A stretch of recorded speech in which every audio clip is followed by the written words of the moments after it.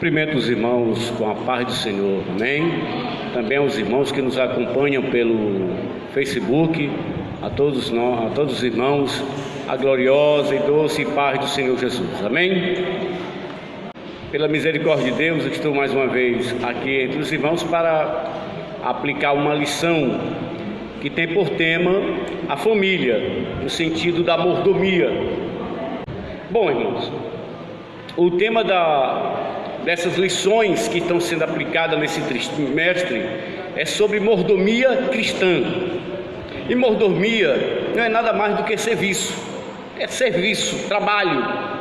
Ou seja, são exatamente com talentos, dons, capacidades, que nós temos recebido, e com isso nós, com aquilo que Deus nos deu, com aquilo que Deus nos confiou, nós usamos para a glória de Deus e para o bem também da comunidade, dos outros, da felicidade, da alegria em compartilhar aquilo que Deus nos deu. Então tudo isso se trata e se chama mordomia. Agora, no sentido mordomia cristã. A exemplo de um homem na Bíblia que trabalhava para seu senhor, fazia tudo que o seu senhor mandava, ordenava, confiava a ele os seus bens, confiava a ele planos. Um deles era Eliezer. Eliezer era um mordomo de Abraão, só para os irmãos terem ideia do que, como se trata o que faz o papel de um mordomo. Ele era encarregado dos trabalhos, dos planos, dos projetos, das coisas, tudo que pertencia a Abraão estava nas mãos de Eliezer, E inclusive ele ficou encarregado de arranjar uma esposa para Isaac, seu filho. Ele foi quem tomou a frente e, inclusive, diante desse momento do trabalho que Abraão confiou a Eliezer, diz para ele que ele fosse arranjar uma moça entre a sua parentela e que não trouxesse nenhuma mulher que não fosse de lá, era da sua família. E exatamente Eliezer, que na tipologia cristã ele significa, tem um tipo do Espírito Santo, ele vai trazer exatamente Rebeca para os braços de Isaac, Então é um exemplo de mordomo na Bíblia. Tem outros também, não seria só ele, mas o Eliezer é exatamente o mordomo fiel de Abraão.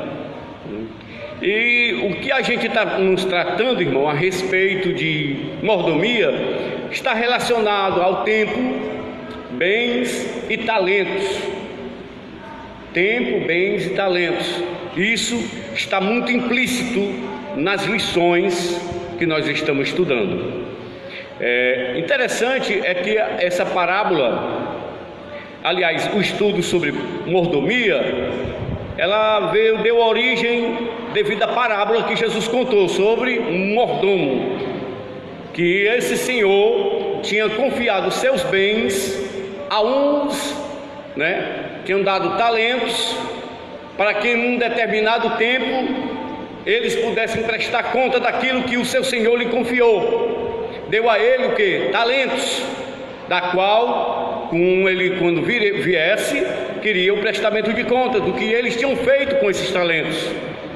E o exemplo de dois que foram bem sucedidos com aquilo que receberam, eles duplicaram. O que recebeu 5 fez 10, o que recebeu 2 fez 4, e apenas um que recebeu 1, ou seja, não foi tanto trabalho, resolveu enterrar. E nós sabemos bem como é o exemplo desse chamado mordomo infiel. Na Bíblia ele é chamado de infiel. Interessante, irmãos, eu queria chamar a atenção dos irmãos para... Deixei minha Bíblia aqui, vou pegar agora. Queria chamar a atenção dos irmãos para Êxodo capítulo 3. Êxodo capítulo 3, se não me engano é o versículo 3, se não estou enganado. Êxodo capítulo 3,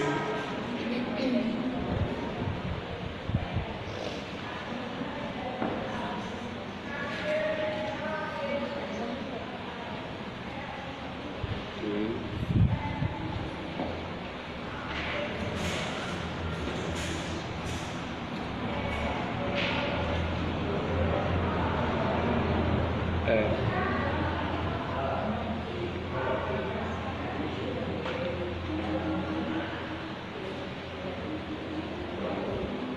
Amém. Glória a Deus. Êxodo capítulo 3, versículo 6. Amém? Diz assim: disse mais: eu sou o Deus de teu pai, o Deus de Abraão, o Deus de Isaque e o Deus de Jacó. Ô meu irmão, obrigado. E Moisés encobriu seu rosto porque temeu olhar para Deus. Amém? Os irmãos talvez perguntem: o que tem a ver esse texto com mordomia? Parece não ter nada a ver, né, irmãos? Mas tem. Por quê? Essa aqui é a manifestação de Deus, irmãos, para quando Deus se revela e se mostra para Moisés, confiando a ele uma missão, a missão que nós já conhecemos, que era de tirar o seu povo que estava na terra do Egito escravizado. O fato é que pela lógica, pelo menos pela lógica, dentro dos planos como seriam, Deus era para se manifestar a Moisés dizendo: eu sou o Deus de Abraão, o Deus de Isaque e o Deus de Esaú. Os irmãos entenderam? Não era Deus de Jacó. Jacó aí não teria vez. Jacó, por sinal, tinha um nome, o nome dele era um nome pejorativo. Entre nós aqui, o nome significava enrolão. O nome de Jacó, usurpador, enganador. E Deus, pela primogenitura, pelos primeiros que nasceram, deveria ser Deus de Abraão, Deus de Isaque, Deus de Esaú, e não de Jacó. Por que Jacó não está? Ou aliás, por que Esaú não consta? Exatamente por isso, irmãos. Porque ele foi um mordomo infiel. A ele foi confiada uma honra, que nem todos tinham essa honra, de ser o primogênito. Ou seja, ele foi o primeiro que nasceu. Ele tinha o direito da primogenitura. E Esaú, como o caso de muitos que às vezes desprezam aquilo que é de Deus, do que tem recebido de Deus, ele fez pouco caso de sua primogenitura. Em uma ocasião em que ele estava atarefado em um trabalho muito cansativo, muito exausto, vê o seu irmão que desejava tanto ser o primeiro, desejava tanto ser o primogênito, mas não podia, por direito ele não teria esse direito. Então, quando ele avista Jacó com um prato de comida, ele chega para Jacó e pede aquele prato de comida. E Jacó também, que não era nada besta, né? Não era nada bobinho, era só espertinho também, outro enrolão. Verdade é essa, irmãos? Aí disse: pô, a gente faz um negócio. Tu me vende a tua primogenitura, tu deixa de ser o primogênito, e eu passarei a ser o primogênito por conta desse prato de comida que eu vou te dar. E sabe o que foi que Esaú fez, irmãos? De que me vale essa primogenitura? Viu, irmãos? De que me vale isso? São momentos que talvez possa acontecer na vida de alguém, de algum de nós. Para que esse negócio de servir a Deus, esse negócio de vir à igreja? Para que esse negócio de Espírito Santo, salvação? Será que isso existe mesmo? Se existe, isso não está me valendo de nada. Era algo que Deus tinha confiado a Esaú. Ele podia não dar valor, mas ele tinha. E nessa hora ele fez negócio com Jacó. Ele vendeu a sua primogenitura por um prato de lentilhas. Algo que Deus lhe confiou, algo que Deus lhe deu. Ele foi um mordomo infiel. E hoje a pergunta está no ar: o que é que você tem feito daquilo que Deus lhe deu, daquilo que Deus lhe confiou, da capacidade de que você tem? Você está usando só para o seu bem e bel prazer?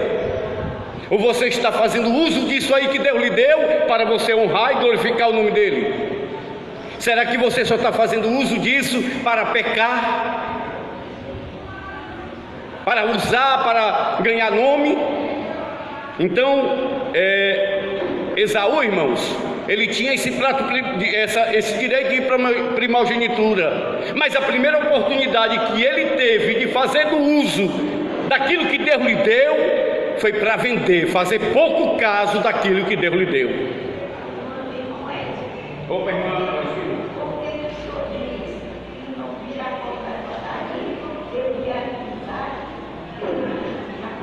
Não, entenda bem. Pela primogenitura, vinha Abraão.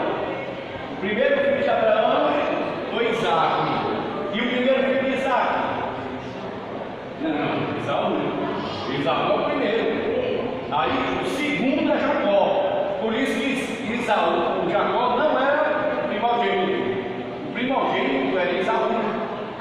Agora, Esaú se desfez de sua primogenitura quando ele vendeu a sua primogenitura por um prato de lentilhas. Não, irmão. Entenda bem, não, irmão. Olha, o nome, o certo é Deus de Abraão, Deus de Isaac e Deus de Jacó. Porém, na história, irmã Oristina, teria, se não fosse o caso de Jacó, ou o caso de Esaú, ter incorrido no pecado, no erro, no desprezo das coisas de Deus, como seria Deus de Abraão, Deus de Isaac e Deus de Esaú. Agora, pelo fato de ele ter vendido o seu direito de primogenitura, então ele perdeu essa bênção. E diz que com choro e lágrimas ele foi buscar de volta, mas não houve lugar de arrependimento aos olhos de Deus para a vida de Esaú.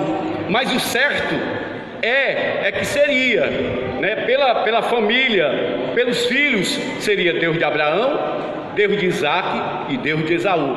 É tão certo que seria Esaú, que a bênção que Isaac tinha para dar não era para Jacó, não. Jacó abençoou a Jacó porque foi enganado, entendeu? Deus abençoou Abraão, Isaac abençoou Jacó, né? Isaac abençoou Jacó porque foi enganado, entendeu? Então, mas se não fosse o caso do engano, da enrolação, a bênção, que inclusive quem contribuiu também foi Rebeca para esse engano, enganando Isaac, que já estava com seus dias avançados, seus olhos não viam mais, não contemplavam mais. Então ele acabou abençoando Jacó, né, que estaria no lugar de Esaú, que para toda certeza, para todo fato, ali Isaac estava abençoando Esaú, né, porque sendo enganado, mas a bênção recaiu sobre.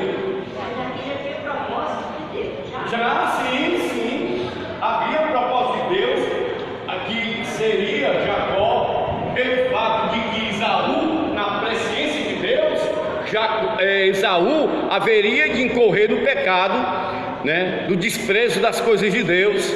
Então já estava predito que o menor, o maior serviria o menor, né? Já estava predito isso já no ventre de Rebeca, né? No ventre de Rebeca, a esposa de Isaac, quando estava grávida dos 2 filhos. No entanto, só que até aí, era Deus de Abraão, Deus de Isaac e Deus de Esaú. Embora não existe nenhuma possibilidade de estar escrito, até porque não tem nenhuma manifestação nisso, mas seria Esaú o primogênito, ele era o primogênito. Agora, a partir do desprezo de Esaú com as coisas de Deus, ele perdeu o lugar da bênção, né? O fato é, irmãos, que sendo agora Jacó, o lugar do primogênito, assumindo o lugar. Fato é que Isaac, ele desprezou aquilo que Deus lhe deu. Ele era o mordomo daquilo que Deus lhe confiou. Deus deu a ele a mordomia de ser o primogênito, pela lei da primogenitura. Ele desprezou aquilo, mesmo sendo o primeiro, mas não adiantava mais. Essa bênção não tinha mais sobre ele. Agora, no entanto, é bom perceber que tudo quanto Isaac queria, irmão, era uma bênção. Era uma bênção. E o pai dele o abençoou. Mas pense numa bênção, irmãos, sem resultado. Pense numa bênção que não levou a lugar nenhum até o momento. Sabe por quê? Porque a bênção, meu irmão, se ela não vier de Deus também, não adianta o pastor estar abençoando, estar orando por você, pondo uma mão sobre você, lhe enchendo de azeite de cima a baixo. Não adianta não, meu irmão, porque Deus, a bênção vem de Deus. A bênção é do alto. Se ele não abençoar, eu posso lhe encher de oração, não vai resolver não. Assim ocorreu com Jacó. O pai dele o abençoou, mas ele foi lá para Padã Arã para ser enrolado, enganado. Teve que assumir 2 mulheres, querendo apenas uma que lhe interessava. Foi atribulado até demais. E no meio do caminho, quando Deus fala com ele para retornar, irmãos, aquela tão desejada bênção que ele pediu a Isaac, aí ele ainda estava querendo essa bênção. É tão certo que no meio do caminho, na volta, quando ele agarra-se ao anjo que não solta, o que ele pede? Eu quero ser abençoado, eu quero uma bênção, eu quero essa tão bênção, essa desejada bênção, que eu tanto lutei por ela, mas eu ainda não vi, eu ainda não contemplei. Eu quero mudar, eu quero ser envolvido com essa bênção. E Deus o abençoa. Aí sim, se cumpre, claro que não deixou de valer aquela bênção de Isaac. A bênção de Isaac foi válida, ela foi válida. Agora não adianta eu estar lhe abençoando, orando por você, se Deus não lhe abençoar também, irmão. A minha oração não vai resolver. Eu sei apenas dizer, irmão Emanuel, você está abençoado por Deus. Mas aí, meu irmão, olha, Deus também tem, Deus quem abençoa, que faz aquilo que tem que ser feito. Eu apenas estou declarando a bênção de Deus sobre ele, apenas estou declarando que Deus vai o abençoar, estou orando por ele. Mas quem abençoa é Deus. Se Deus não fizer, não é palavra, irmãos, não é ordem, não há decreto que vai resolver não. Entendeu? Então Deus é quem abençoa. Essa questão de Esaú, irmão, ele seria o primogênito. Ele seria o primogênito, cabia a ele de ser o primogênito, mas ele desprezou aquilo que Deus lhe confiou, aquilo que Deus lhe deu, né? Porque na verdade o que nós temos, irmão, nem a vida, ela é nossa. A gente tem que dizer, a vida é minha, pertence a mim. Você tem que prestar conta dela, mas na verdade essa vida foi Deus que lhe confiou. E tudo quanto você fizer através de sua vida, você haverá de prestar conta com Deus. No entanto, irmãos, Não é a questão da bênção, de ele ser abençoado. Quando ele morava com o sogro dele ainda, ali ele era assim, ele namorava. Tudo dele, né? O sogro dele mudou. Ali o salário dele várias vezes, tudo que ele fazia era abençoado. a bênção de Deus já estava sobre ele. Agora, digamos assim, é uma bênção que sobre Jacó ainda pousava aquele sentimento ainda da culpa. Porque Deus estava com ele. Até porque a caminho mesmo, quando ele foi para lá, Deus o abençoou ele já no sonho.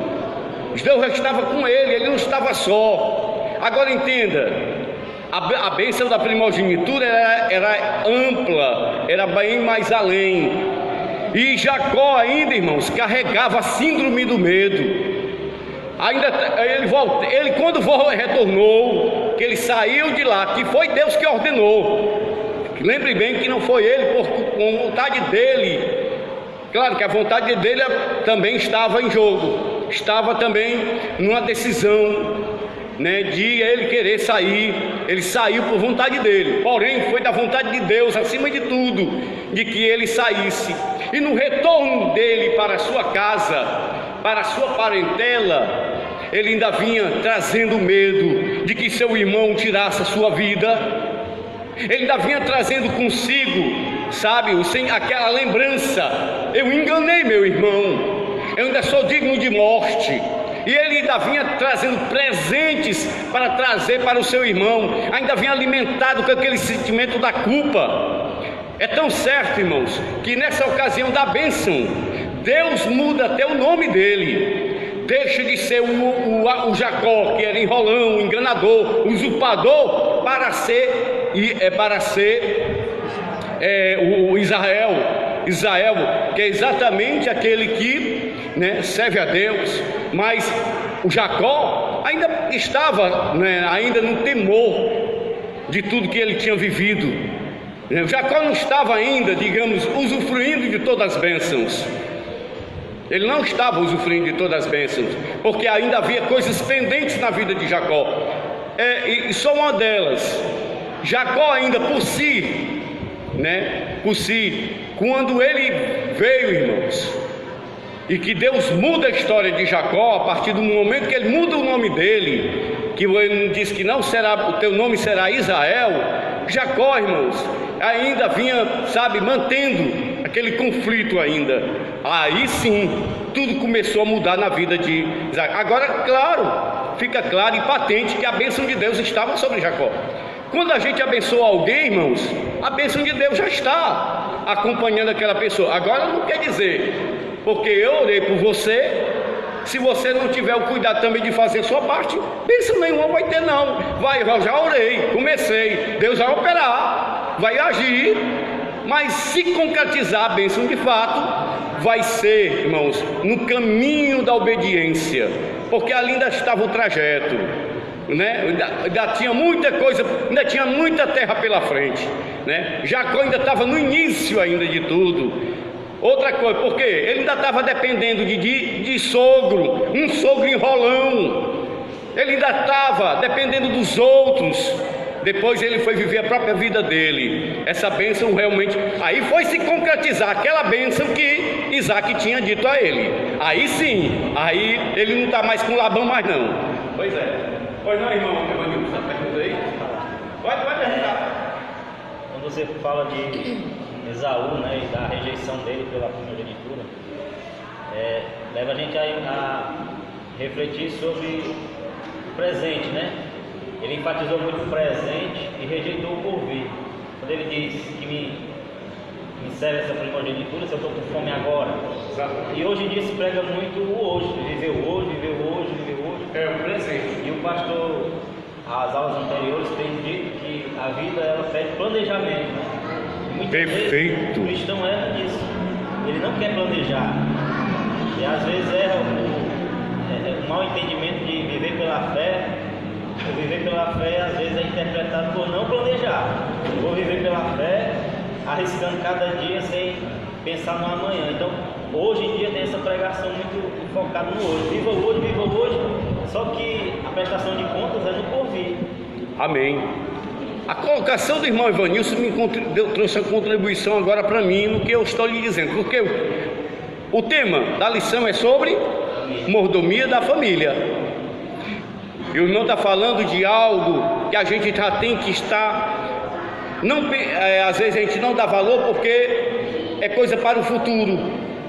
E a mordomia da família, irmãos, por incrível que pareça, agora a gente pode até entrar na lição, né?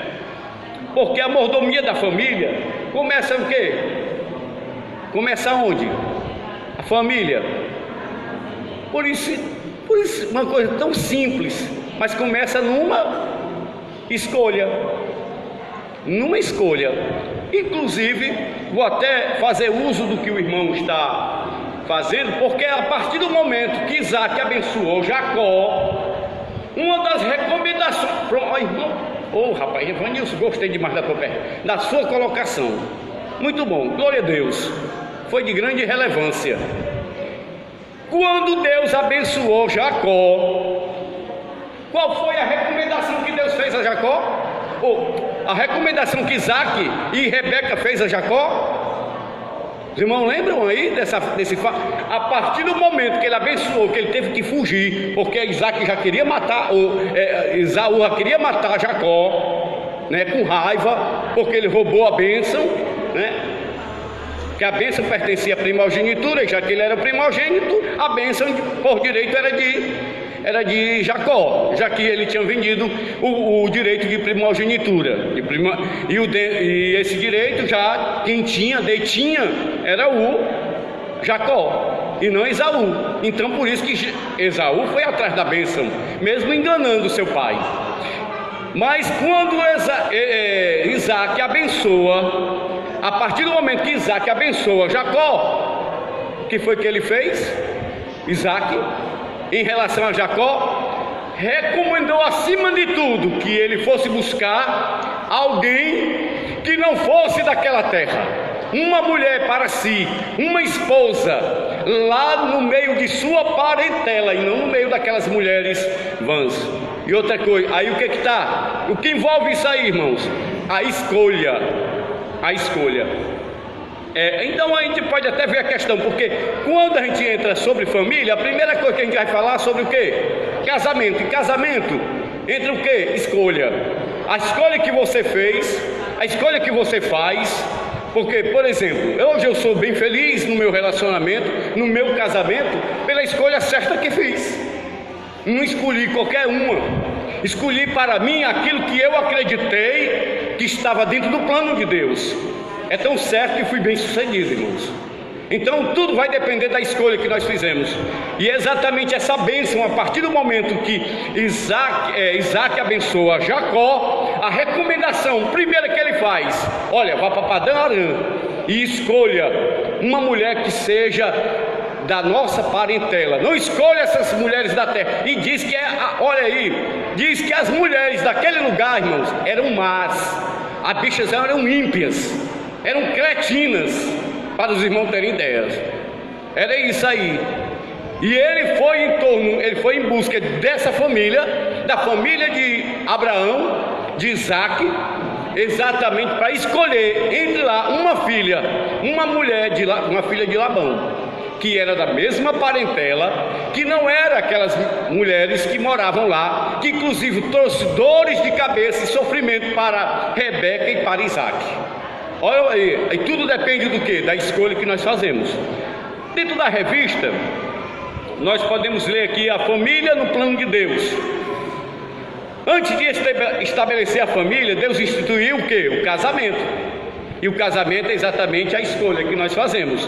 Aí é onde está o namoro e depois o casamento. O Senhor Jesus confirmou essa instituição original e legal conforme a lei de Deus. Não tendes lido que no princípio o Criador os fez macho e fêmea? E disse: portanto deixará o homem o pai e a mãe, e se unirá à sua mulher, e serão dois numa só carne. Aqui está de maneira clara a origem do casamento como instituição divinamente estabelecida. Ou seja, e aqui a gente pode entrar até na questão da origem da família. O livro de Gênesis relata que a partir do homem e da mulher Deus estabeleceu a família, e Deus os abençoou, e Deus lhes disse: frutificai e multiplicai-vos e enchei a terra. Essa instituição é tão importante diante de Deus que Ele a criou antes do Estado e até mesmo da igreja. Foi a partir de uma família que o Altíssimo prometeu abençoar todas as demais. E abençoarei os que te abençoarem, e amaldiçoarei os que te amaldiçoarem. Em ti serão benditas todas as famílias da terra. E para confirmar, irmãos, está aqui, olha, Gênesis capítulo 28, versículo 1. Gênesis 28, versículo 1. Depois que Isaac abençoa Jacó, olha aqui, isso aqui, Jacó já tinha enganado seu pai, né, juntamente com sua mãe, enganou Isaac. Mas olha aqui, depois que ele abençoa, ele manda chamar Isaac, manda chamar Esaú, meu Deus do céu, manda chamar o Jacó, venha Jacó. E quando ele chama Jacó, olha, Isaac chamou a Jacó e abençoou-o e ordenou e disse-lhe: não. O que é que tem aí? Não tome mulher entre as filhas de Canaã. Viu aí, irmãos? Olha aí, onde a bênção de Deus, porque a gente está falando de casamento, né? De um casamento bem sucedido e tudo mais. Diz que Esaú casou com mulheres, irmãos, digamos que a Bíblia, a tradução mais clara, que as mulheres eram más, eram ruins.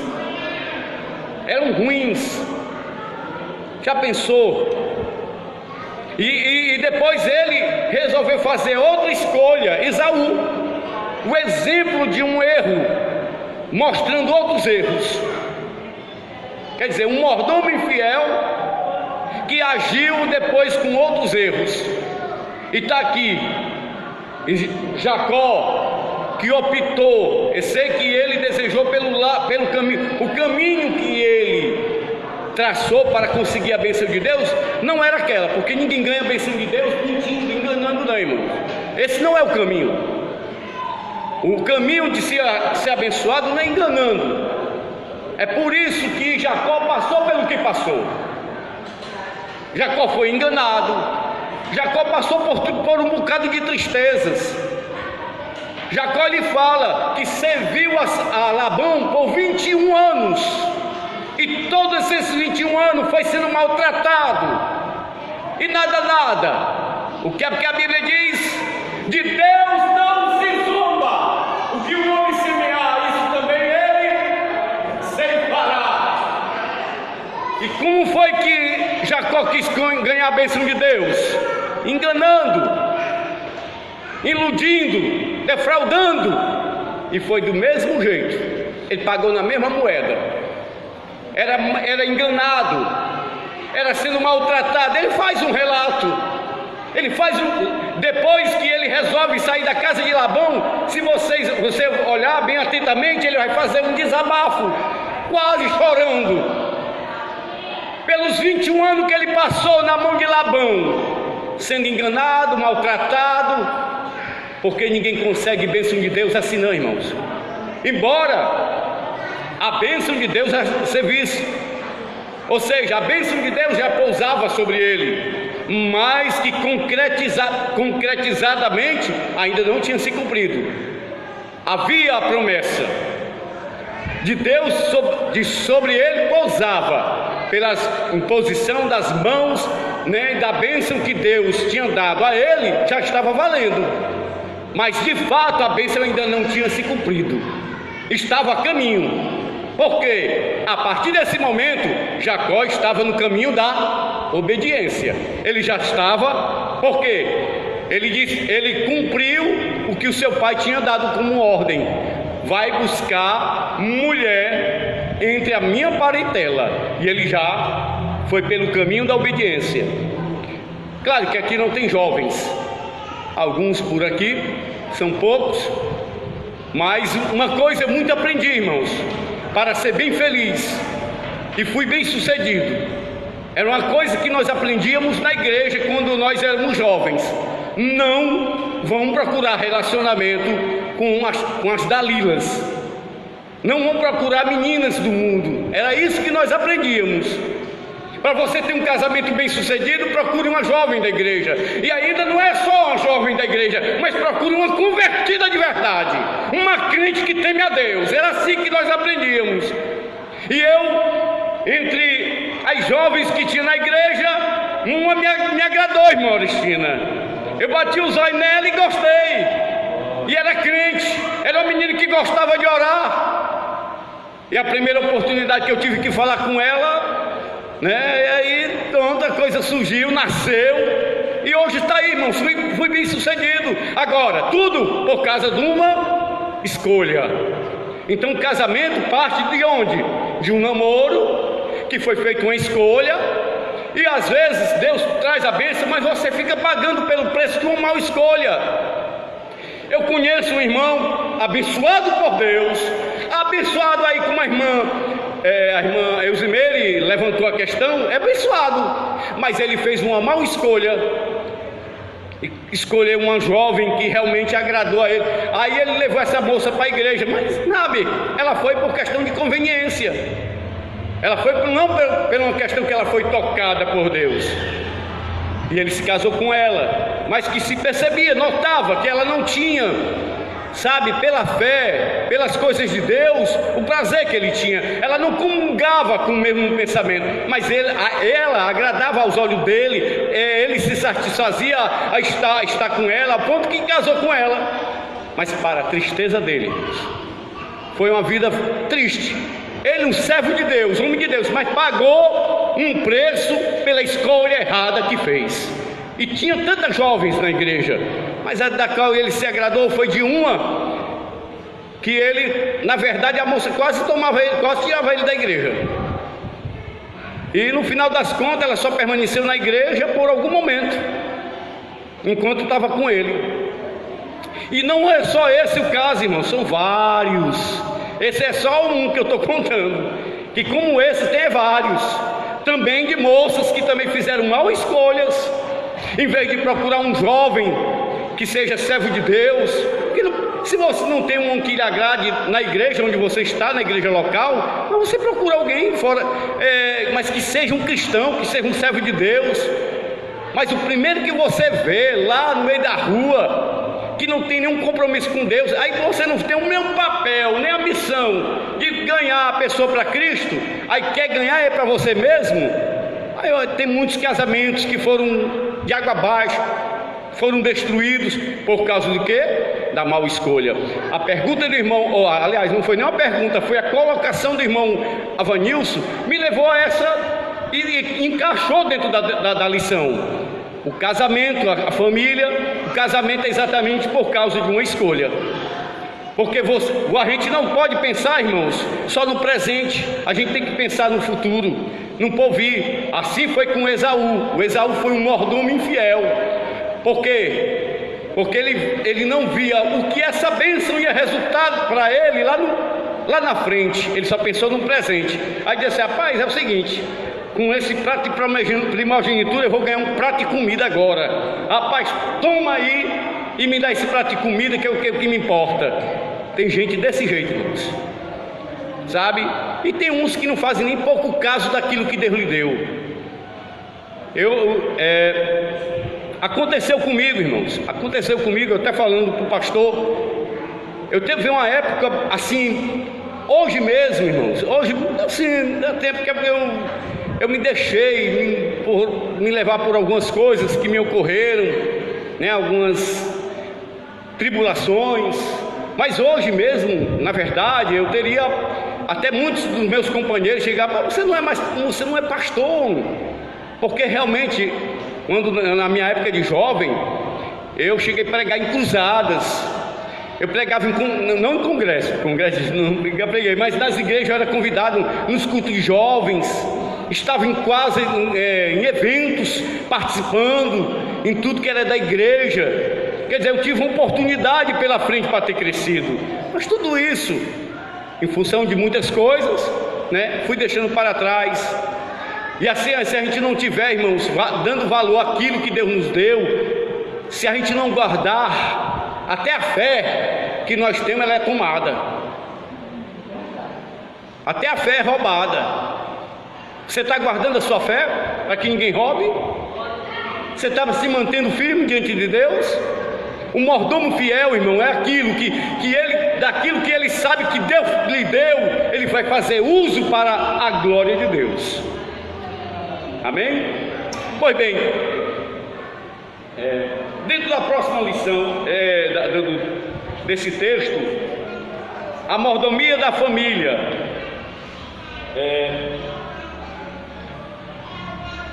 os princípios que regem o casamento cristão. Veja bem, há um manual de união matrimonial, a Bíblia Sagrada.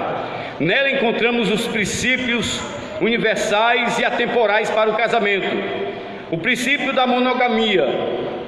No plano original de Deus para o casamento, o princípio da monogamia está declarado assim: portanto, deixará o homem a seu pai e sua mãe, e se unirá à sua mulher, e serão ambos uma só carne. Mas infelizmente, após a queda, o homem desviou-se do plano divino e distorceu as diretrizes básicas de Deus para o matrimônio. Por exemplo, a Bíblia narra a história de Lameque, filho de Metusael, que deu início à prática da bigamia. Assim, com o passar do tempo, a poligamia também foi temporariamente aceita na comunidade hebreia. Ou seja, o plano de Deus sempre foi um homem e uma mulher.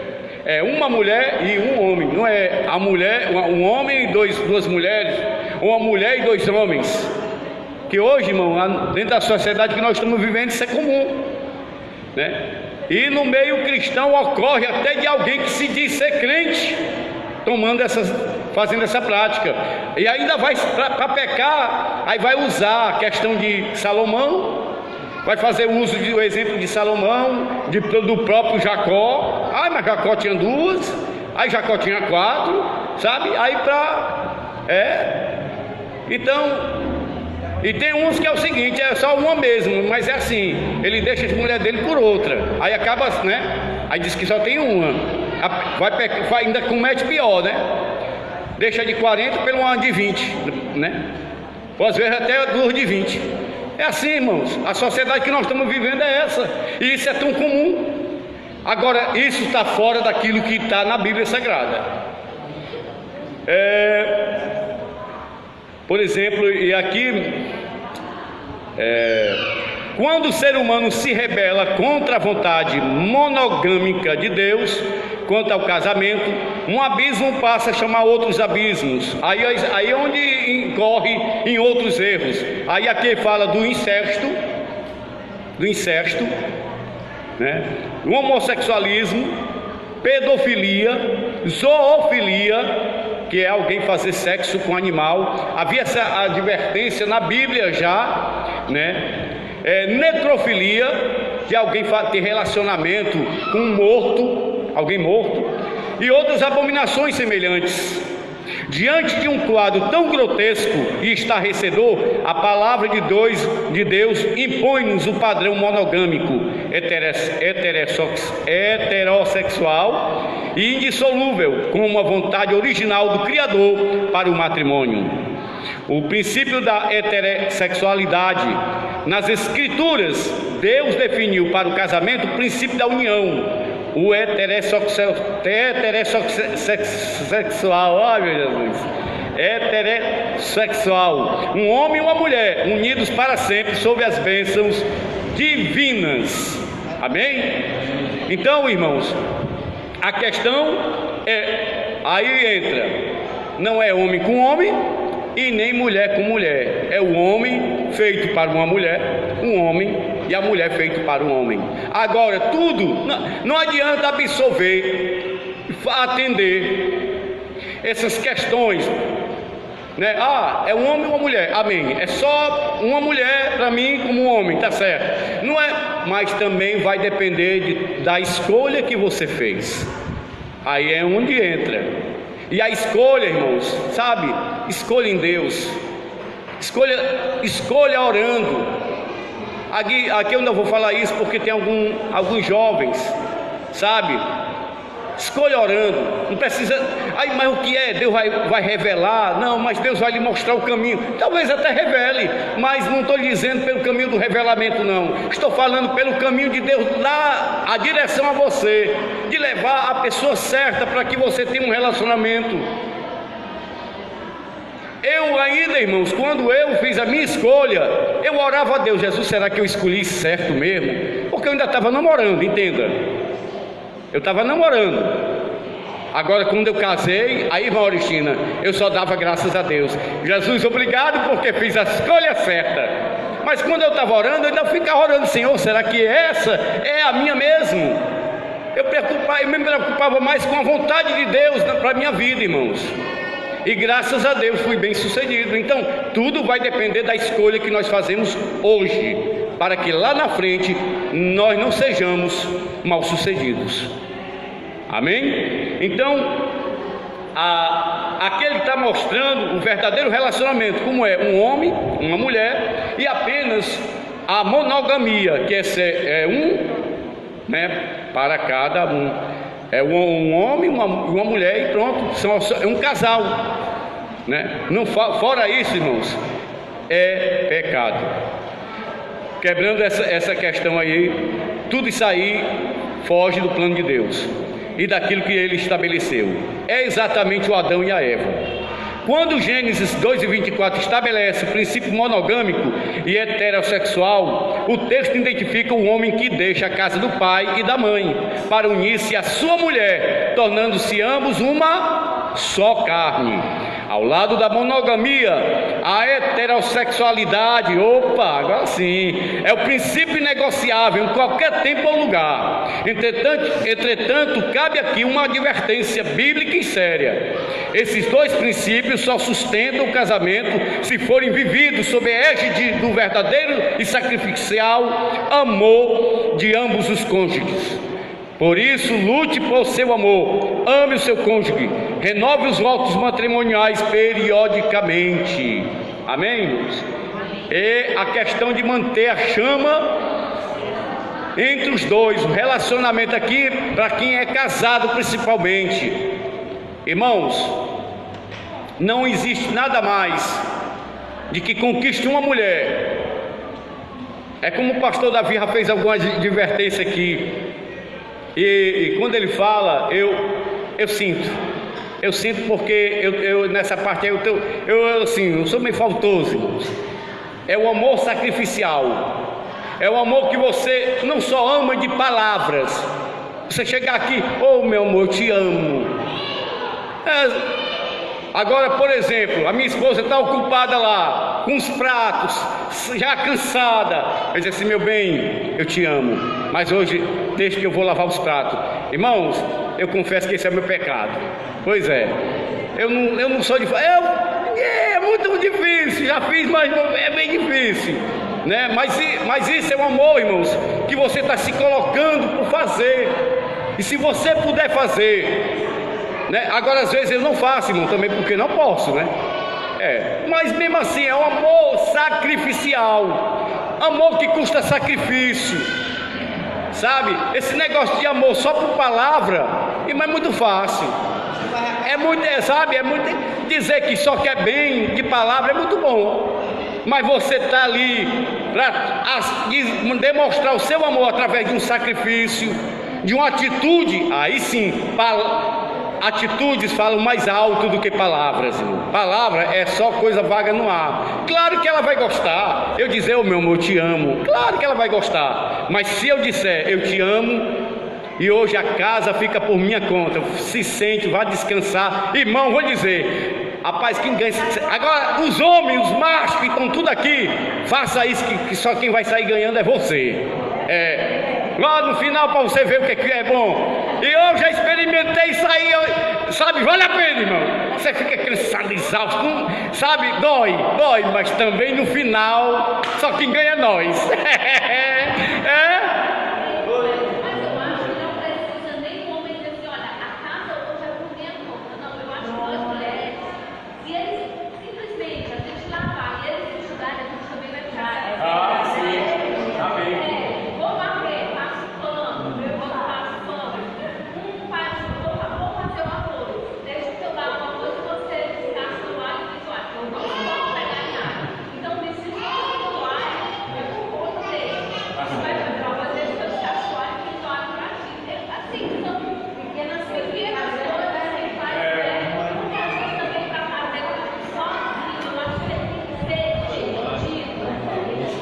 A irmã Júlia está sugerindo aqui, não precisa você lavar os pratos não, vá só enxugar.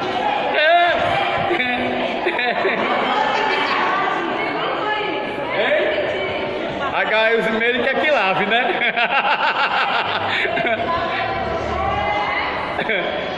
Amém. Pois é, irmãos, mas glória a Deus. Mas tudo isso, irmãos, olha, dentro de um casamento, dentro de um relacionamento saudável, não tem coisa melhor. Não tem coisa melhor. Eu não entendo, eu não compreendo quando alguém diz que o casamento é algo cansativo. Olha, irmãos, eu confesso para vocês, eu não... Sabe, irmã Lenice, eu não sei porque que eu não casei logo, irmão. que eu ainda demorei a casar, porque o negócio é bom. Irmão, foi um momento que eu desfrutei de um momento mais, mais agradável, da minha vida, pelo menos para mim foi, e ainda é, amém? Glória a Deus. Opa, meu. O problema do casamento é que já há pensamentos estabelecidos, lugares estabelecidos. O homem faz isso e a mulher faz aquilo, é estabelecido. A pessoa já entra no casamento sabendo, meu papel é esse, o papel dele é aquele. E o casamento, para ter sucesso, tem que haver companheirismo. Verdade. Como a irmã Júlia disse, quando um lava e o outro enxuga, eles estão juntos, fazendo Verdade. a mesma coisa. União, companheirismo. Então, essa questão de fazer tudo junto e acabar com esse estabelecimento. O marido faz isso, é o seu papel, eu faço só isso e pronto. E a mulher faz só a cozinha, cozinhar, sabe? Esse papel estabelecido tem que ser quebrado. O homem pode varrer a casa, o homem pode lavar o prato, assim como a mulher pode fazer o que o homem faz. Então, essa união é que faz exatamente. Sucesso. Amém. Pois é. E a questão é muito. Olha, agora no mínimo,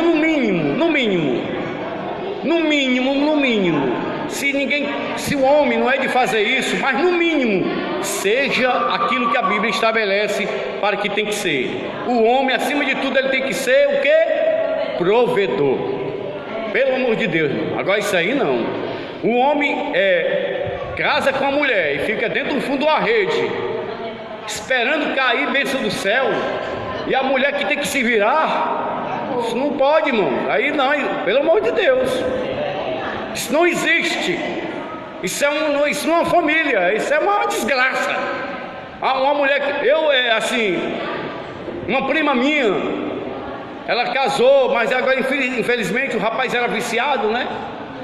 Mas ela tinha que se virar, irmão, para trazer o sustento para casa. E ele ainda por cima pegava as coisas dela e, se encontrasse fácil, vendia para adquirir a droga dele. Já pensou? Agora, no mínimo, se você não é de ajudar, se você não é assim de fazer, mas pelo menos seja um provedor da casa, não deixe faltar. Porque isso aí, pelo menos, olha, é o mínimo que você está fazendo. Você assumiu um lar, você tirou ela de sua mãe, ela estava com a sua mamãe, estava sendo cuidada lá por ela, ou velhinha ou nova, não importa, mas está com a mamãe. Aí você chegou lá, chegou com esse papo que amava, aí ela acreditou, coitadinha, aí se uniu com você e você resolveu botar a mulher dentro de uma casa para não fazer nada. Aí não, pelo amor de Deus, aí dói na alma. Você tem que ser o provedor, você tem que manter. Você não pode deixar sua esposa passar fome e passar necessidade. Olha, irmão, eu não sou pastor, que eu não posso nem dizer isso aqui não, mas tinha uma coisa, irmãos, não é assim uma coisa particular, mas era uma coisa que eu via. Às vezes a minha esposa, por muita coisa, ela chega assim um pouco não tão arrumada, mas não porque não tem roupa. Assim, o que é mais fácil para ela se vestir, em termos de alguma coisa, ela veste assim também a gente, até por causa de algum trabalho, alguma ocupação.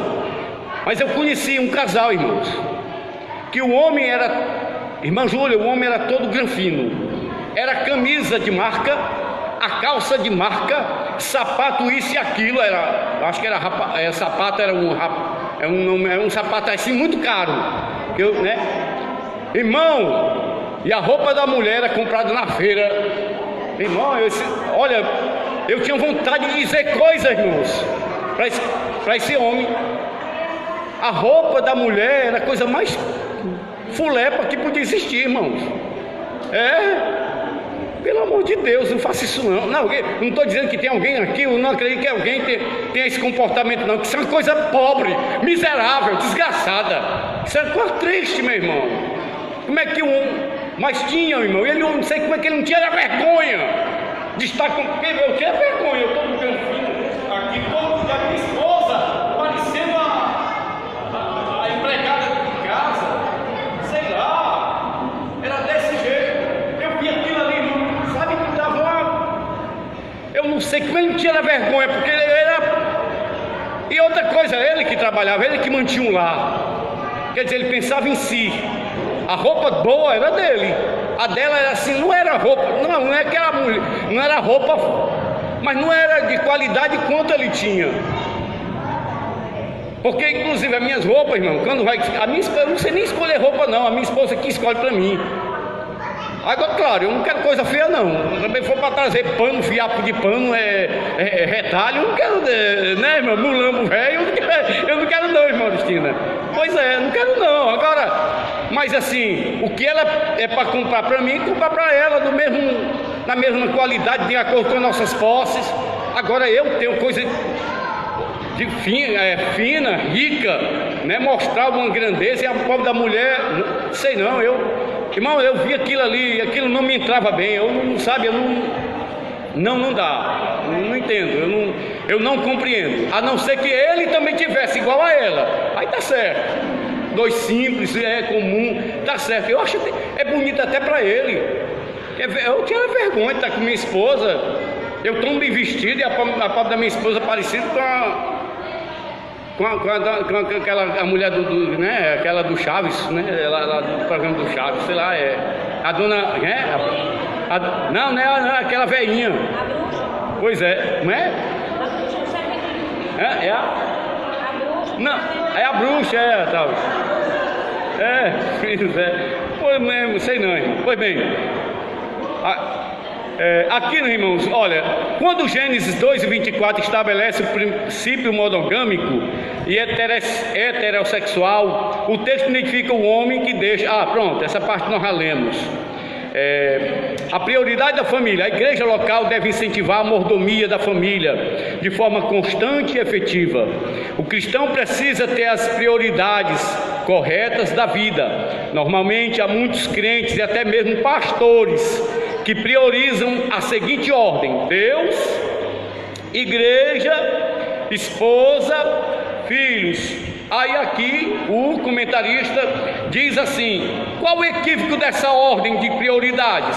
Biblicamente o crente deve priorizar primeiro o que, irmãos? Deus. Segundo?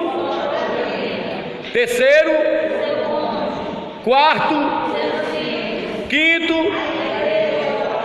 Olha aí, viu, irmãos? Olha aí. Agora é interessante, irmãos, a sua própria vida está em segundo lugar. Agora isso tudo parte do que, irmão? Do princípio do amor. Porque quando nós amamos, irmão, nós estamos amando a nós mesmos. Tanto em relação, quando eu falei aqui, quando nós fazemos alguma coisa para a nossa esposa, seja no sentido de um amor sacrificial, até mesmo carinhosamente, em palavras, irmãos, pode dizer, é o dia que eu saio ganhando muito mais, é o dia que eu saio muito mais ganhando, porque quem ganha somos nós. Então quem ama a sua vida, a princípio de tudo, ama a Deus, e o segundo mandamento maior, qual é? Amar o seu próximo. E quem ama o seu próximo, ama-se a si mesmo. Esse é o princípio, é o amor. Então, quem ama os dois mandamentos maiores, amar a Deus acima de todas as coisas e o seu próximo como a si mesmo. Então, quem ama a si mesmo, ama o seu próximo, está amando a si. Olha, irmãos, então, veja bem, e no sentido pela ordem aqui, ele coloca o seu cônjuge, né? Sem dúvida, os filhos, que é a família, né? E a igreja local. Ora, alguém poderá indagar, mas a Bíblia não diz que devemos priorizar o reino de Deus? Sim, é verdade. Entretanto, dentro da economia divina, há uma hierarquia muito clara para que a mordomia com a família seja plenamente atendida.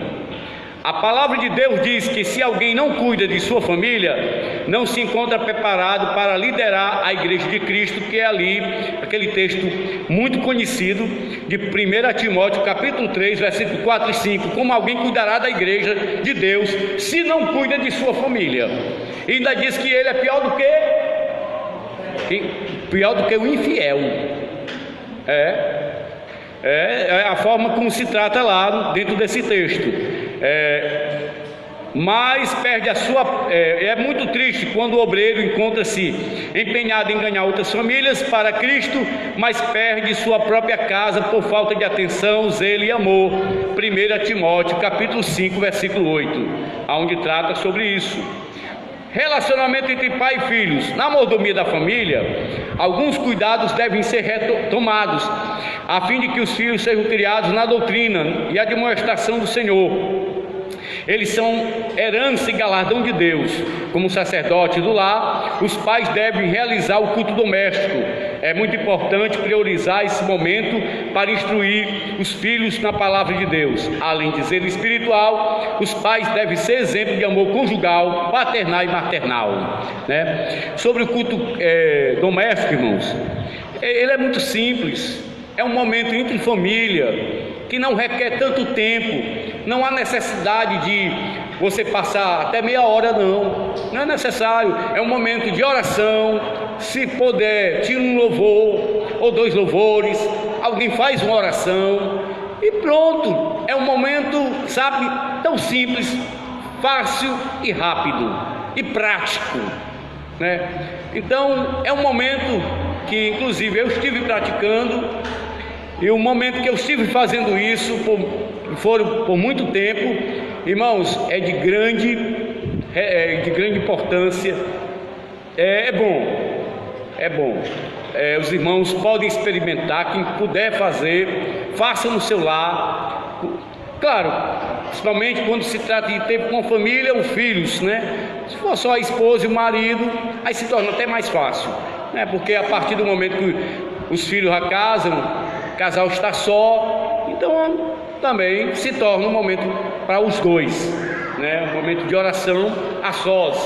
Porque tem um negócio, eu já observei, irmãos, é assim, em reunião de casais, viu, né, irmã Edivan? Que o casal, quando se reúne, os dois, para orar, tem dificuldade. Eu não sei se o irmão viu essa dificuldade nas suas reuniões. Os dois em casa, ou seja, naquele momento íntimo que eles estão, no amor, não tem dificuldade, amém por isso, glória a Deus. Mas também não tinha dificuldade nenhuma de estar os dois, um orando. Nada impede de a sua oração subir, não, pelo contrário, vocês estão vivendo um amor entre dois, e se tem aquele momento, né, os dois podem estar juntos, unidos, mas parece que um fica com vergonha do outro, o outro não quer levantar a voz de oração, e não sei qual é o problema, mas que isso seja retirado, que não exista esse problema. Mas eu percebi que na reunião entre casais, famílias, os maridos e mulheres, a mulher tem mais até coragem, a mulher tem até mais, mas o marido fica mais retraído de levantar uma voz em oração. Não, irmão, nada impede não, a sua oração não, a não ser que você tenha batido na sua esposa, aí você realmente é cara de pau levantar a oração sem pedir perdão a ela primeiro. Peça perdão à sua esposa e não bata mais não. Aí tá certo, se for por isso, mas porque você ama sua esposa, você está ali com ela, é um momento bom, que está só você, levante a voz em oração com sua esposa, e Deus abençoa certamente, amém. E eu já vi um casal também dizer, não, irmão, depois do sexo nós não fazemos oração.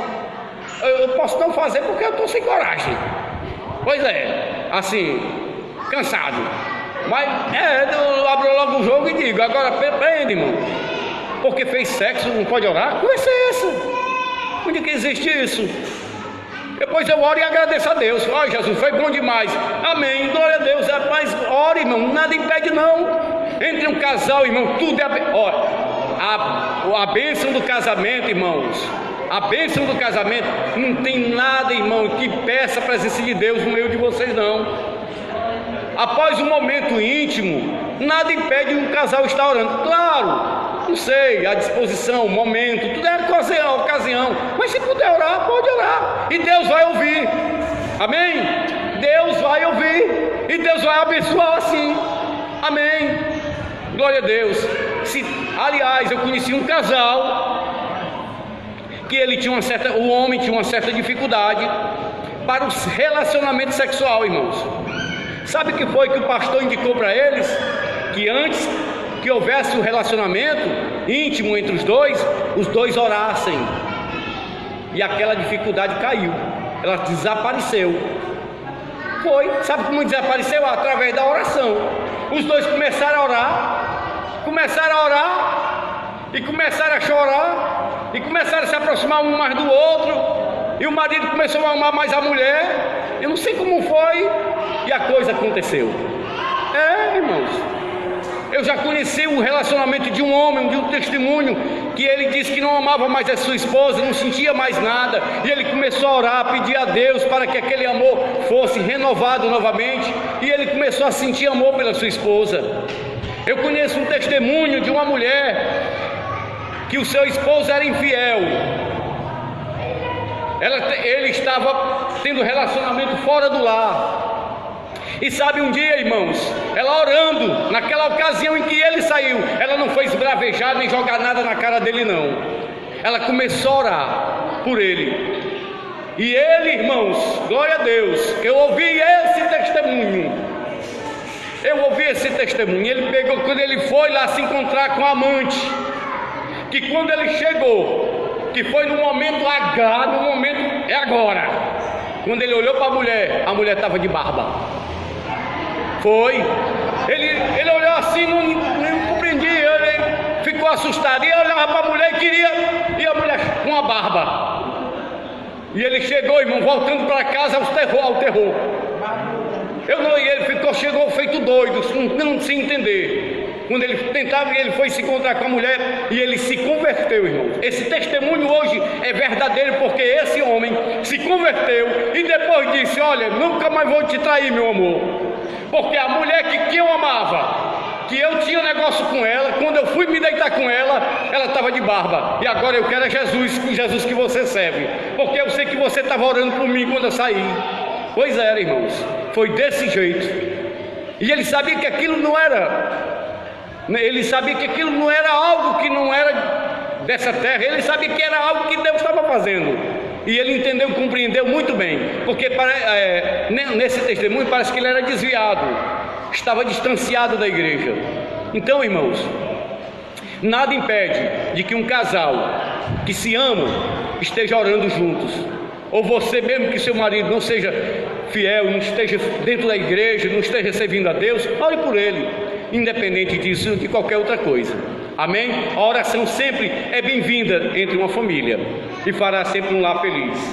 Agora, de tudo isso, irmãos, é importante lembrar que dentro dessa lição, nesse tópico, a gente podemos frisar a vida de uma pessoa que viveu todas essas etapas, e ele escreveu livros contando a sua vida de jovem, a sua vida de adulto e a sua vida já final de vida, que foi Salomão. E de tudo isso ele escolheu no final escrever, lá no final do último livro que ele escreveu. Ele escreveu, na sua época de juventude, ele escreveu Cantares de Salomão, né? Que é aqueles relatos de amor entre Salomão e Sulamita, né? Aí o livro de Provérbios é a sua vida adulta, a sua vida madura. E já o livro que está relacionado à sua velhice é o livro de Eclesiastes. E olha aqui que ele diz lá em Eclesiastes no final. Então, para nós absorvermos, irmão, tudo isso e sermos bem-sucedidos, olha, veja bem, Eclesiastes capítulo 12, mas não é o versículo 14, é o versículo 13, que o último versículo é o 14, encerra o capítulo 12. Aí ele, de tudo que ele escreveu, que foi muitos provérbios, né, ele diz assim, Eclesiastes capítulo 12, versículo 13: de tudo que se tem ouvido, o fim é: teme a Deus e guarda os seus mandamentos, porque este é o dever de todo homem. Se você fizer isso em tudo que você fizer, meu irmão, na família, tudo relacionado o que está relacionado a você, você vai ser bem sucedido. É temer a Deus, é o temor a Deus acima de tudo. Bom, Vamos aqui entrar na questão da família cristã sob ataque. O ataque do Estado ao Estado materialista. De um modo geral, os países são governados por homens materialistas e indiferentes ao bem comum. Muitos governantes tornam-se agentes do diabo, visando a destruição da família e da Igreja de Cristo. Por essa razão, temos de usar estratégias poderosas para vencer os ataques do maligno.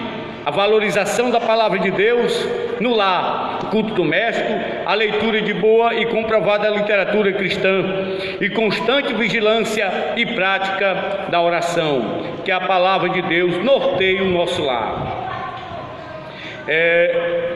E a questão também, a gente vai falar da famigerada ideia de gênero, que é a questão, irmãos, de dizer que quando nasce uma criança, ninguém pode definir o sexo dela. Não é certo definir que é homem ou que é mulher, que é uma menina ou menino, mas que no desenvolver dela, dentro da sociedade, o meio em que ela vive, ela que vai tomar a decisão do que vai querer ser. Mesmo sendo homem, pode querer desejar sendo uma mulher, ou mesmo sendo uma mulher, querer ser homem. Então, essa é a ideologia que estão narrando e jogando para dentro e do meio da família. Agora nós, irmãos, como somos conhecedores daquilo que Deus nos deu, que Deus nos confiou, o conhecimento da sua palavra, nós sabemos que Deus fez homem e mulher, já com sexo definidos. Então não existe essa questão de alguém fazer a escolha do sexo, do que vai ser, já a partir do momento que isso já está definido ao nascer. Nós sabemos muito bem disso. Porém, irmãos, a verdade é que em tudo isto há uma investida no terreno espiritual. Há uma batalha espiritual por trás disso. Nós só vemos os governantes fazendo isso, homens que estão no poderes, mas por trás ainda, nos bastidores, quem está fazendo isso é o diabo. E nós, às vezes, nem se apercebemos que essas ideias, essas ideologias estão se espalhando e tomando de conta de muitas pessoas. E nós, como somos conhecedores da verdade e mordomos, daquilo que Deus nos confiou, com a inteligência que nos deu, com a palavra que Ele colocou na nossa mão, que nós, como mordomos fiéis, nós temos que ser propagadores da verdade. A verdade é que Deus fez homem e mulher.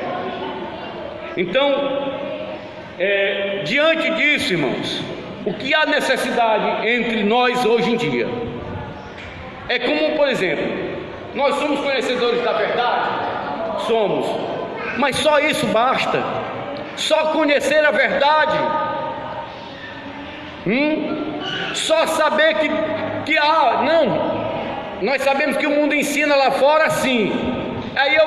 Mas eu não vou refutar, eu não vou combater, eu não vou dizer nada, vou me omitir. Eu não acredito no que eles dizem, mas eu vou ficar na minha. Não vou refutar as ideias deles. No entanto, irmãos, se não é de nós refutarmos, mas nós não podemos ficar acomodados. De que forma? Não é brigando com eles, mas é levando a palavra de Deus do jeito que ela é verdadeiramente. Porque essas ideologias hoje vieram para assumir um lugar que hoje está a palavra de Deus. E veja bem, quando a palavra de Deus estava sendo propagada, teve um homem que ele ganhou muita honra, que eu vou chegar lá depois. Sabe por quê? Porque ele estava tentando matar os cristãos.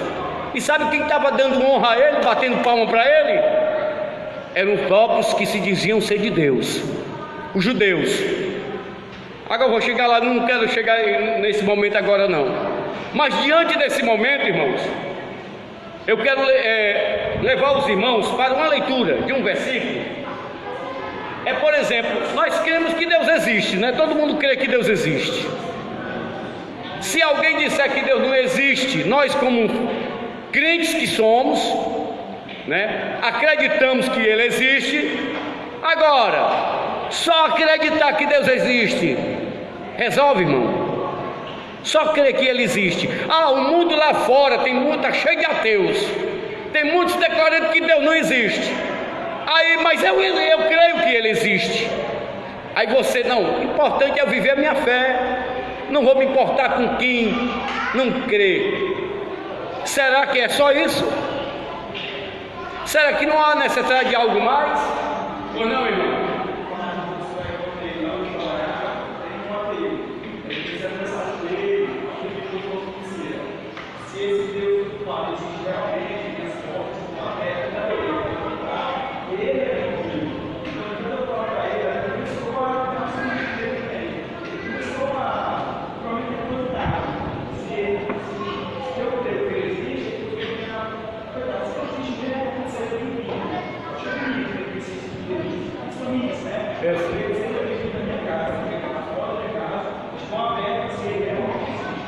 Amém. O irmão está tendo assim uma comunicação com alguém que não crê em Deus, um ateu, já vendo a possibilidade dessa pessoa tomar decisão pela fé. Mas veja bem, irmão, nós estamos vivendo hoje em um mundo que isso não é mais novidade de alguém de afirmar que Deus não existe, que não crê em Deus. Porém, irmãos, há uma necessidade daqueles que creem que Deus existe de algo mais. Se não, vejamos, vamos abrir lá em Hebreus capítulo 11 e versículo 6.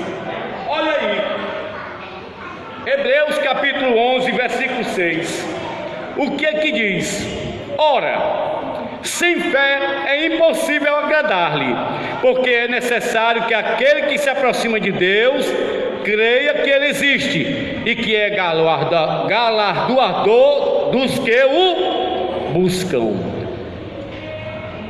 Nós estamos falando de quê, irmãos? De mordomia. E mordomia é o quê? É aquilo que Deus nos deu, que Deus nos confiou. E a Bíblia está dizendo aqui que Ele é galardoador do que os buscam. Irmãos, ainda há uma necessidade mais do que nunca que está dentro de mim e de você, essa busca. O fato é que hoje nós não estamos buscando a Deus como devíamos buscar, ou pelo menos na intensidade que devíamos buscar. Sabe por quê? Porque hoje a igreja, às vezes, irmão, incorre, ou alguns incorrem no erro de não revelar a Deus como deveria revelar. Não estão buscando a Ele como deveriam buscar. E exatamente aqueles dons, aqueles talentos, aquilo que Deus tem para dar a você, para você mostrar que Deus existe, está faltando. Por quê? Porque você não busca. Porque Ele é galardoador, Ele é doador daqueles que buscam. Quem sabe, assim como o irmão que está tendo essa palestra, que está tendo essa oportunidade de falar com esse ateu, Deus vai dar a ele capacidade, se ele estiver buscando a Deus, para conduzir esse homem aos pés de Cristo. Nós tivemos exemplo de um homem aqui que tomou a sua decisão de seguir a Jesus, mesmo crendo que Deus não existia. Ele veio a um culto, que foi o pastor Paulo Góes, mesmo não crendo em Deus, mas de repente estava aqui numa reunião de oração, uma criança que começou a profetizar, ou seja, alguém que recebeu de Deus o quê? Um talento, recebeu um dom, e essa menina começou a profetizar, e foi profetizar exatamente para ele que estava aqui no culto, e dizendo coisas que só ele estava pensando. Por quê? Porque estava vendo que uma busca. Hoje, irmãos, para nós mostrarmos que Deus existe, há necessidade de nós também estar buscando. Não é só estar dizendo, eu creio em Deus, eu creio, viu? Irmão, não adianta só dizer que crê. Eu preciso mostrar, eu preciso revelar, eu preciso dizer, não através de algo mais evidente, irmãos. Mas isso é para quem busca. Se você não busca, só dizer, você não crê, eu creio, isso não adianta, isso não é muita coisa. Nós cremos que Deus existe, amém. Mas a Bíblia diz que Ele é galardoador daqueles que o buscam. Deus tem mais coisa para lhe confiar. Deus tem talento para lhe dar. Deus quer lhe capacitar. Deus quer lhe encher de dons. Mas como você não busca, você não tem como compartilhar aquilo. Mas se Deus lhe der, não negue, não se omite de dar aquilo que Deus lhe confiou.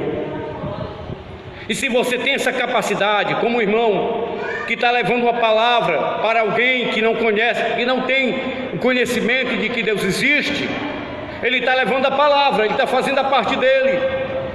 E que Deus capacite meu irmão, e que tudo isto seja para a glória de Deus, porque o talento que Deus vai lhe dar não é para você se amostrar, não.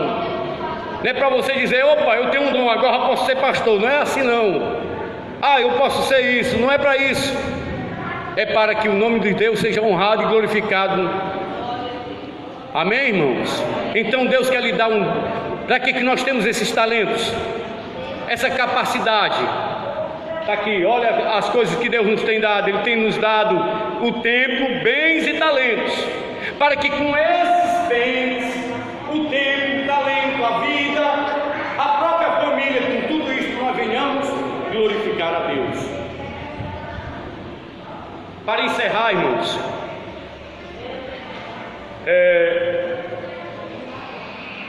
os irmãos, a boa parte da lição que não foi lida, os irmãos podem acompanhar, dar mais o básico a respeito de família, né? A lição. Mas como em relação a tempo, a dons e talentos, e com aquilo que Deus nos deu para honrar e glorificar Ele, irmãos, eu quero falar de um homem chamado Herodes. Herodes, por incrível que pareça, ele queria o quê? Poder. Ele já tinha, ele era rei. Só que ele queria ser o quê? Honrado. Ele queria ser mais ainda aceito. Ele queria ser o quê? Bem visto. E no momento que ele estava reinando, nasceu a igreja. E a igreja, de certa forma, foi uma ameaça para os judeus. Os judeus estavam sendo ameaçados pelos cristãos que estavam surgindo, porque a religião judia estava minguando, estava quase se acabando. Aí o que foi que rei Herodes fez? Vou resolver o problema. Para os irmãos entenderem bem direitinho, está aqui, ó. Em Atos capítulo 12, se não me engano, é Atos 12. Aí Herodes começou para ganhar nome. Ele tinha o poder. O poder, quem deu a Herodes? Quem foi, irmãos? Por quem ele tinha autoridade? Dado por quem? Por Deus? Amém? Foi Deus que deu a ele a autoridade e o poder de ele estar ali sentado como rei. Então ele, como um rei, ele resolveu fazer o quê? Matar tudo que era de crente, de cristão na época. Inclusive Tiago foi morto. Tiago foi morto por Herodes, né? Tiago foi morto por Herodes. E Herodes, quando viu que o povo judeu estava gostando, haja matar mais gente. E quem estava na lista? O nosso irmão Pedro. Pedrinho já estava na lista para morrer. E ele começou a ganhar mais nome. E os judeus começaram a gostar de Herodes. Herodes não tinha nada de Deus, irmãos. Ele, na sua essência, naquilo que ele fazia, ele não tinha nada de Deus, mas estava agradando os judeus, porque estavam acabando com o povo cristão, estava acabando com a igreja. Por pouco Pedro não morreu, estava até preso para ser morto. Aí o que acontece? Em uma certa ocasião, Herodes recebeu uma oportunidade para dar um discurso. Irmão, quando esse homem começou a falar, os judeus estavam lá para apoiá-los, para ouvi-los.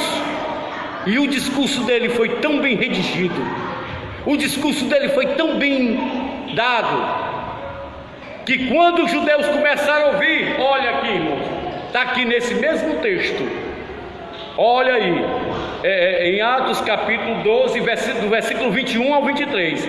E num dia designado, vestindo Herodes as vestes reais, estava sentado no tribunal e lhes dirigiu a palavra.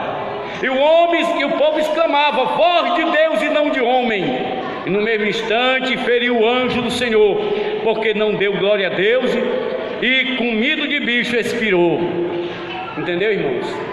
Ele começou a discursar, a falar. O poder que ele tinha não foi dado por Deus.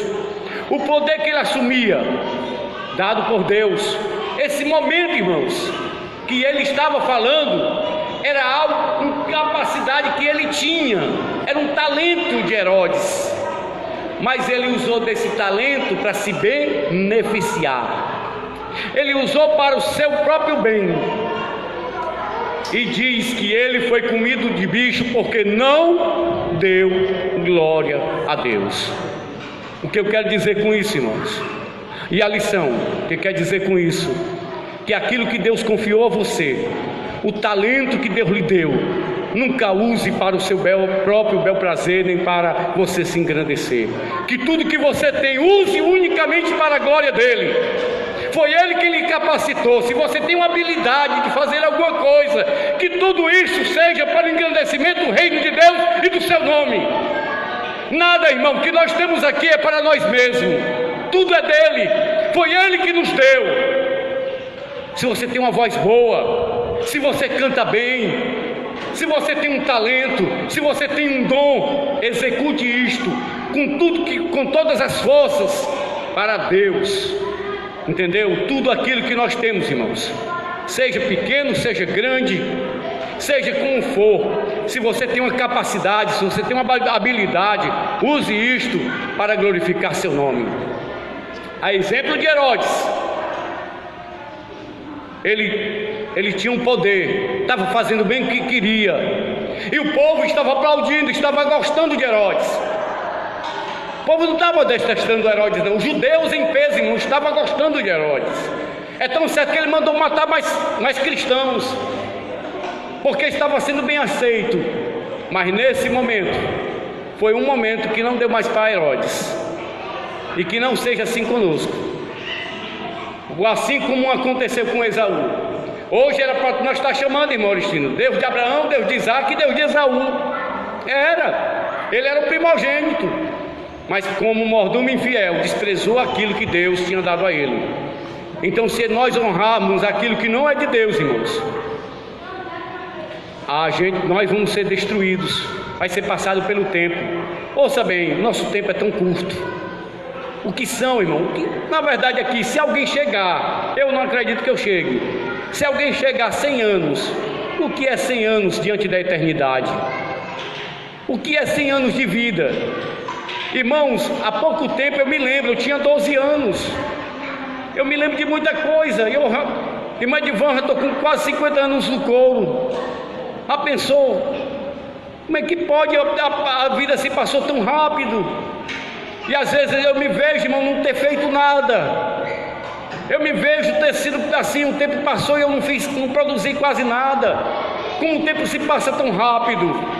Meu irmão, o tempo que você tem é hoje. Não deixe de fazer e glorificar a Deus com o que você tem hoje. Não deixe para amanhã. Hoje eu mesmo me encontrei com um cidadão que, quando o primeiro dia que eu vim para cá, ele disse que vinha comigo. Vamos, amanhã de manhã eu vou contigo para aquela igreja. E até hoje, mano, me encontrei com ele hoje, a minha esposa vinha junto. Aí eu disse para ele, eu estou indo para aquela igreja desde o dia antes que você disse que ia comigo. Eu estou quase aqui com 5 anos e ele ainda está lá por vir, ainda não veio. Ele disse que vinha, mas eu de manhã. E na hora que ele desistiu de vir, irmã Oristina, eu bateu uma desistência em mim também. Aí eu disse, agora acho que não vou não. Mas aí eu ainda fui me deitar na cama. Aí mais algo ficou dizendo, vai. E que dia abençoado foi aquele que eu entrei aqui, irmãos. Que dia abençoado. A palavra que eu precisava ouvir naquele dia, eu não podia deixar para depois. Eu tinha capacidade de vir, andar, caminhar. Enquanto você pode fazer alguma coisa, meu irmão, não fique parado não. Use tudo isto para a glória de Deus. Se é para cantar, cante. Se é para usar o teu dom naquilo que Deus lhe deu, use. Faça tudo para a glória de Deus. Não é para você mesmo. Porque assim como Herodes morreu de bicho, você pode morrer também. Amém? Que Deus abençoe, meus irmãos. Amém?